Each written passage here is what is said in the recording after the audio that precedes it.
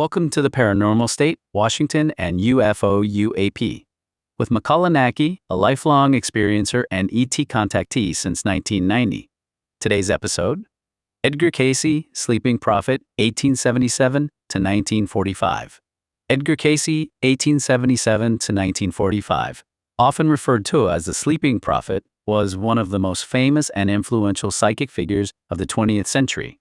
His life and work laid the groundwork for many of the concepts found in modern New Age and alternative spiritual movements.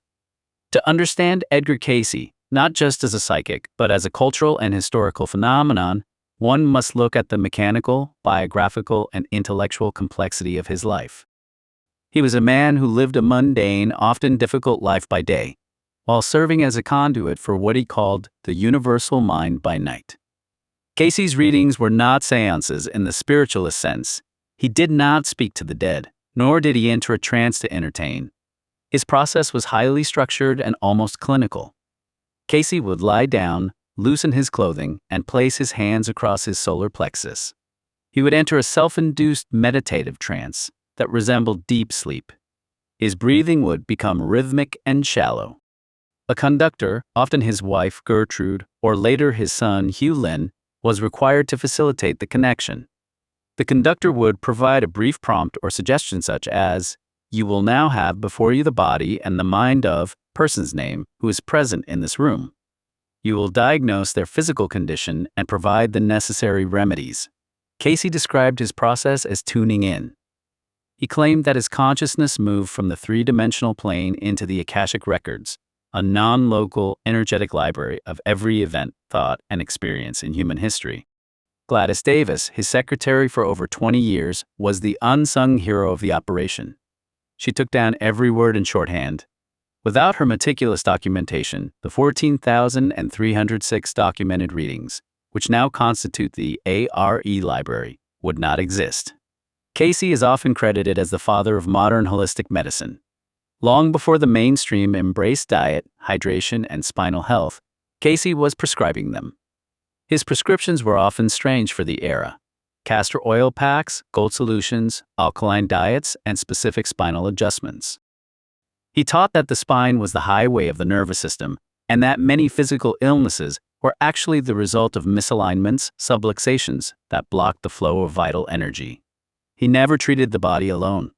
He insisted that physical healing was impossible if the person's mental and emotional state remained toxic, i.e., harboring grudges, fear, or selfishness. Cayce was a devout Christian, and his readings initially challenged his own religious beliefs.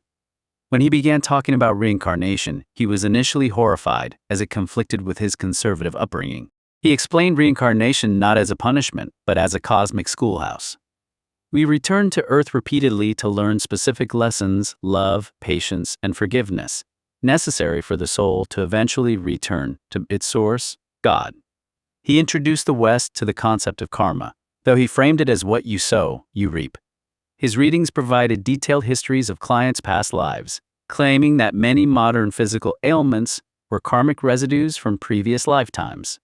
Perhaps the most high strangeness aspect of Cayce's work was his detailed description of Atlantis.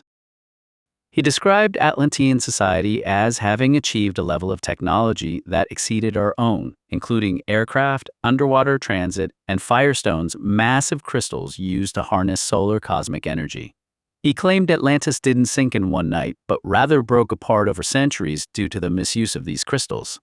He linked the final destruction to the greed and moral decay of the Atlantean elite, who used the crystals to exert power over others. Cayce frequently warned that humanity was on the verge of rediscovering this technology, and that we risked the same cycle of destruction if our technological advancement continued to outpace our spiritual maturity. While Cayce's health readings were his most successful, his prophecies were the most controversial. He predicted significant shifts in the Earth's crust, mentioning that the rising of Atlantis would occur near the Bimini Islands, which was later fueled by the 1968 discovery of the Bimini Road. He spoke of the coming new age of consciousness, where humanity would undergo a vibrational shift. He predicted that many souls who were lost in materialism would be awakened by the increasing spiritual frequency of the planet. Despite his fame, Cayce remained a man of deep, often quiet, struggle. Cayce often woke up from his readings feeling exhausted and drained. He was never fully comfortable with his psychic label.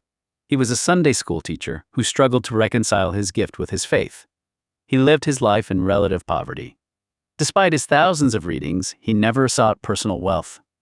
His life was marked by the constant pressure of trying to fund his research facility while caring for his family. Edgar Cayce provided the conceptual map for almost everything currently discussed in the paranormal state. When we talk about, we are using a modern term for what Cayce called entering the fourth dimension. We are using his principles of vibrational attunement. We are touching upon his teachings that human civilization has been guided by higher intelligences throughout the ages. He was the first to formalize the idea that the universe is not a material machine, but an energetic classroom. That perspective is the bedrock upon which all modern ufology, alternative history, and consciousness-based spiritual practice now stands. Cayce's prominence spanned the first half of the 20th century, though his influence exploded toward the end of his life and grew exponentially after his death. The early years 1900s to 1920s, he began gaining local and regional notoriety as a medical psychic. By the early 1920s, he had gained the attention of the national press, with articles about his abilities appearing in major newspapers. The peak of popularity, 1930s to 1944. During the Great Depression and the lead-up to World War II, Cayce moved his base of operations to Virginia Beach, Virginia, where he founded the Association for Research and Enlightenment, ARE, in 1931. This remains the main hub for his work today. During this time, he was a well-known public figure, interviewed by the New York Times and Coronet magazine. Postmortem explosion, 1950s to present.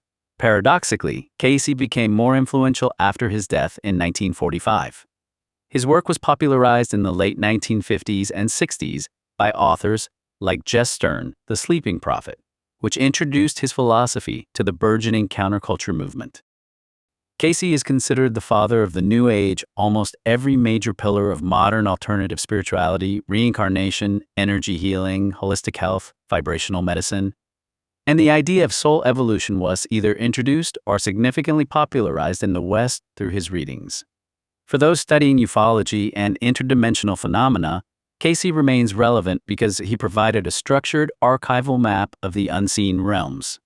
Modern researchers often look at his descriptions of the Akashic records, our vibrational dimensions, as the early software that helps them understand the hardware of the UFO phenomenon today. Edgar Cayce did not use the modern terminology of interdimensional physics, but his descriptions of reality and consciousness align closely with what we now call interdimensional frameworks. His work provides a blueprint for a multi-layered universe that functions much like the dimensions described by modern contactees and consciousness explorers. Cayce described a reality that is fundamentally multidimensional. He taught that our physical world is only a three-dimensional slice of a vast hierarchy of afterlife realms or mansions. He didn't view these as places located at great distances in outer space, but rather as distinct vibrational frequencies or planes of existence that coexist with our own. Cayce emphasized that everything, matter, soul, and spirit, is energy and vibration. He suggested that souls inhabit different dimensions based on their vibratory rate. This mirrors the modern interdimensional hypothesis, which suggests that other intelligences are not visiting from distant planets, but are simply tuned to a different frequency of reality. Cayce famously associated planets in our solar system with these afterlife dimensions. When he spoke of souls going to Venus or Uranus, he clarified that he was not referring to the physical, three-dimensional surfaces of those planets, but to the astrological spiritual realms associated with them, essentially different dimensions of consciousness. To understand Edgar Cayce's concept of the Akashic records, one must move beyond the metaphor of a library and into the realm of quantum information theory and metaphysics. Cayce did not invent the term. Akashic is derived from the Sanskrit word akasha, meaning ether, sky, or space. However, Cayce was the first to operationalize this concept as a tangible, accessible database, treating it not as a mystical abstraction but as a practical, searchable archive. Cayce famously referred to the Akashic records as the Book of Life. He posited that the universe is not made of stuff matter, but of vibration and light. According to Cayce, every thought, word, and deed creates a vibratory frequency. Because energy cannot be destroyed, these impressions are permanently etched into the energetic fabric of the universe. Imagine a needle scratching a record. The Akashic records are the master recording of the entire cosmos. Nothing is ever truly lost. Whether a soul is currently incarnated on Earth or exists in a higher realm, the data cloud contains the totality of that soul's journey. Cayce suggested that the records are the memory of the universe, and because the universe is alive, the memory is active and constantly updating. In modern physics, non-locality refers to the idea that particles can remain connected across vast distances, sharing information instantaneously. Cayce's description of the records anticipated this by decades. Cayce insisted the records do not exist in space. They exist as the substrate of space. This is why he could access information about a person in Ohio, while he was lying on a couch in Virginia. Distance was irrelevant because he wasn't traveling to find the data. He was tuning his consciousness to a frequency where the data was already present. Think of the records as a cloud-based server. In this analogy, the physical brain is just the terminal or hardware. By entering a deep trance, Cayce was essentially bypassing the terminal's limitations and connecting directly to the server, allowing him to pull down files, readings, that the hardware, the brain, would normally never be able to process. Cayce's description of how one accesses the records is where his work intersects most sharply with modern UAP interdimensional research. He maintained that the records are dimensionally distinct from our physical, three-dimensional world. Cayce described the process of accessing the records as a shift in attunement. To reach the records, the ego self must be silenced. If the conscious mind, the 3D brain, remains active with its own desires, fears, or logical critiques, the link to the records is corrupted by static. He suggested that the records exist in the fourth dimension or higher. When he was in the trance, he wasn't just seeing things. He was experiencing the vibrational essence of events. This explains why he could describe past life events in ancient Egypt or Atlantis with such tactile detail. He was accessing the sensory data of the event itself, not just an abstract description of it. Unlike a static book, Cayce's data cloud is dynamic and interactive. This is the most crucial part for those studying modern contactee lore. Cayce taught that the records contain not just the past, but the probable future. Because the records are based on the accumulated vibrational intent of all souls, they can project the most likely outcomes based on current trends. This is the origin of his prophecies. They weren't fixed destinies, but rather the current trajectory of the collective consciousness. Cayce argued that every soul has a personalized link to this cloud. By accessing his own records, a person could literally see the blueprint of their own spiritual growth. He believed that if a person could consciously access their own Akashic file, they could identify why they were stuck in certain patterns, karmic debt, and proactively overwrite those patterns through conscious change. For the modern UAP researcher, Cayce's data cloud provides a potential explanation for the high strangeness of UFO encounters. If the Akashic records are a shared space where information resides, then perhaps EDS or interdimensional intelligences aren't traveling across space. They are simply interacting with the same cloud that we are, but with higher-level administrative access. Many experiences describe UAPs manifesting out of thin air.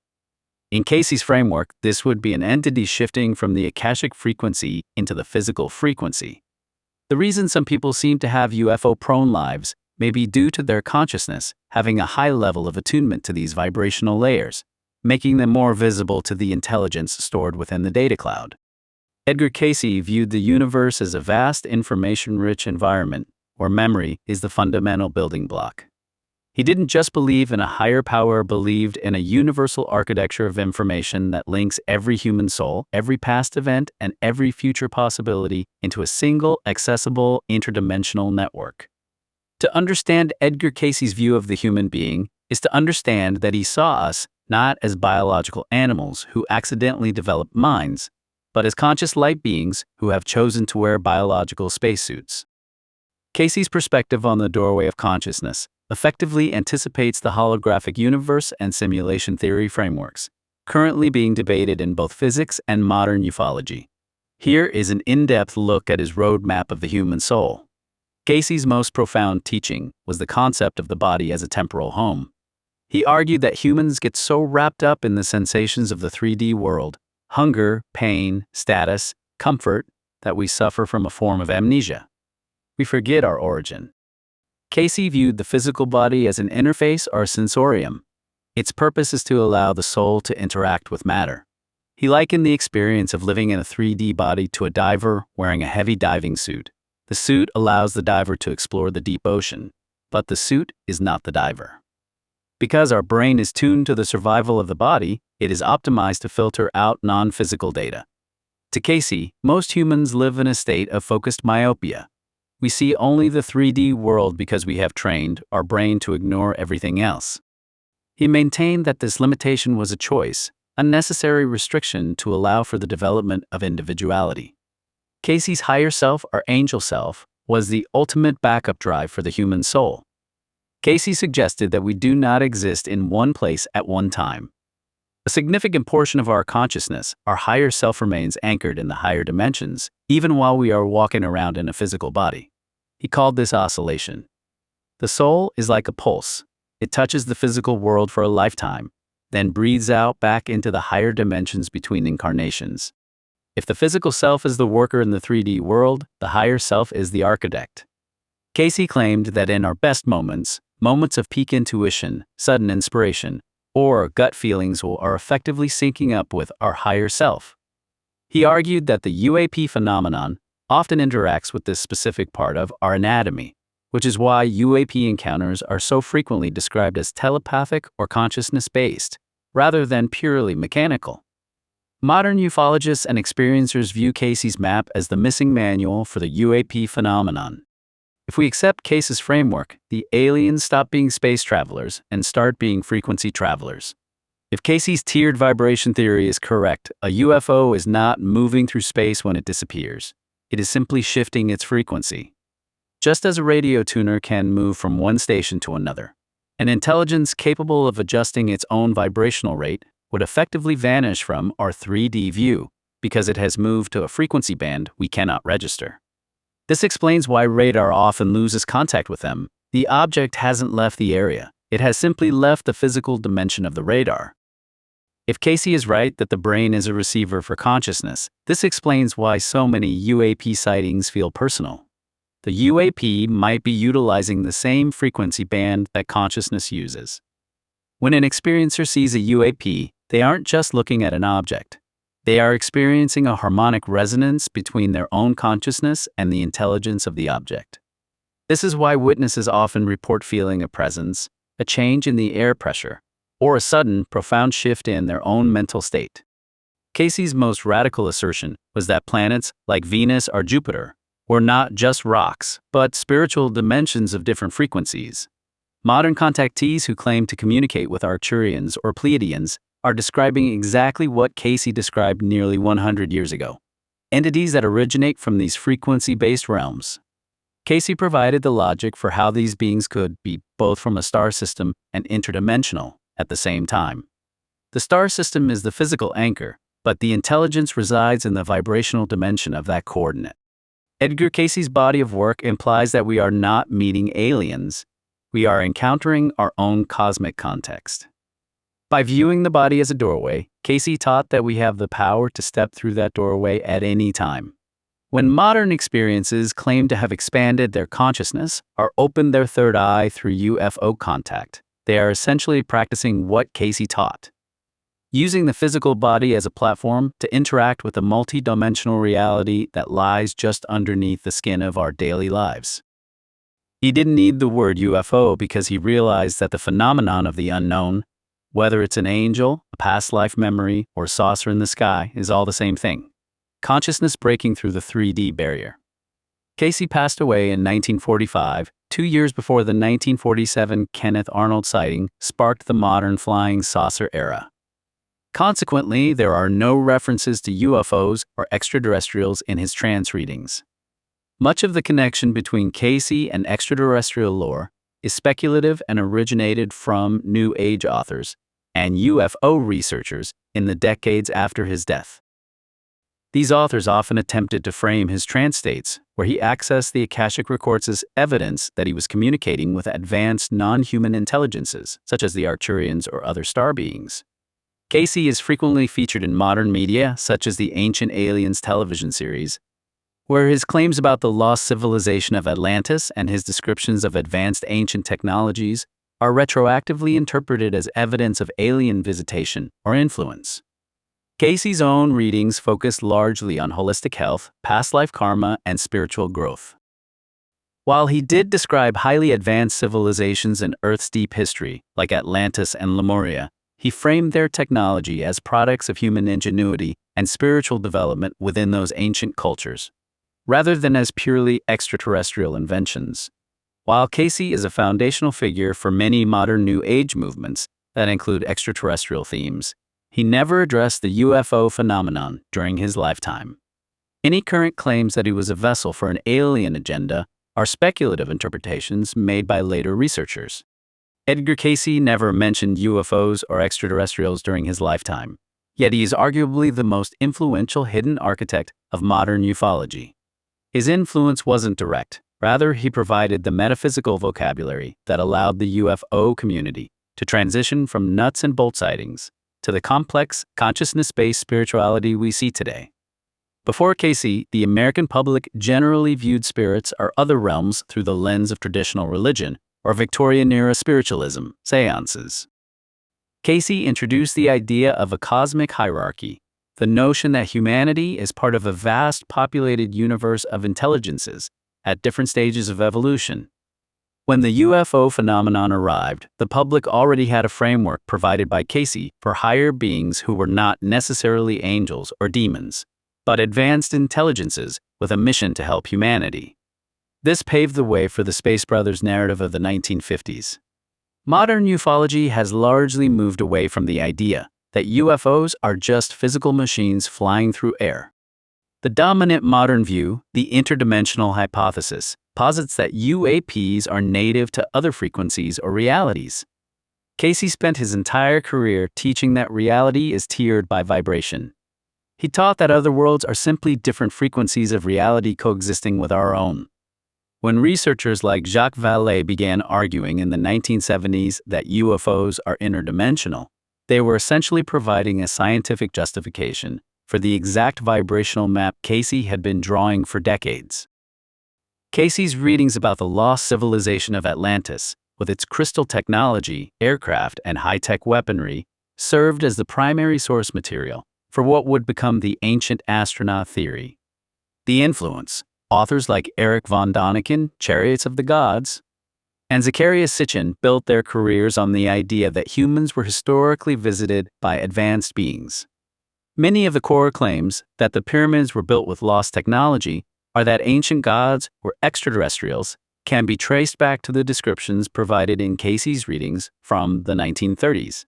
In the early days of ufology, the contact was usually physical, a person seeing a craft. Cayce shifted the focus to the experiencer's consciousness. Cayce's emphasis on meditation, prayer, and attunement as the method to access hidden knowledge became the standard operating procedure for the New Age movement. This influence is clearly visible in the CE5 Close Encounters of the Fifth Kind protocols pioneered by Dr. Stephen Greer. The idea that one can summon or interact with UAPs through meditative consciousness and intention is a direct linear evolution of the attunement methods Cayce taught in his trance readings. One of the most disturbing aspects of modern ufology is the abduction or hybridization narrative. Cayce's teachings on reincarnation and the purpose of incarnation gave the modern UFO community a way to interpret these horrific events as part of a larger, often misunderstood, soul evolution or genetic legacy. It helped transition the alien abduction narrative from a simple story of victimization into a complex and controversial story about the stewardship of the human bloodline and the evolution of the soul, a concept that dominates much of the contemporary starseed subculture. Edgar Cayce influenced later ufology by normalizing the concept of the unknown. He turned the paranormal into a subject for serious research. By founding the ARE Association for Research and Enlightenment, he showed that psychic phenomena could be documented, studied, and analyzed. When the UFO phenomenon exploded after 1947, the people who were most prepared to take it seriously, those who weren't just terrified by it, but who were looking for its deeper cosmic meaning, were almost invariably people who had been touched by the work of Edgar Cayce. He gave ufology its philosophical soul, turning it from a matter of what are those lights into a matter of who are we and why are they here, to be continued. Watch and listen. Watch the cinematic video trailer. Listen to the full podcast now. Explore the archive Cosmic Awakening Volume 1, 1991, Peru, Journey into the Unknown. Sacred Valley of the Incas. Volume 2, Ascension 2012, The Golden Alchemy. Part 3, The First Contact and the Paranormal State. Join the journey. New episodes drop periodically. Each chapter delivers a tight, hyper-focused 10 to 30-minute exploration into the evolution of ufology, perfect for your daily plunge into decoding hidden messages from outer space, designed to raise awareness and foster human evolution. Subscribe to support your inner development. Thumbs up to help push our channel through the algorithm. Comment below. Share your thoughts on today's episode.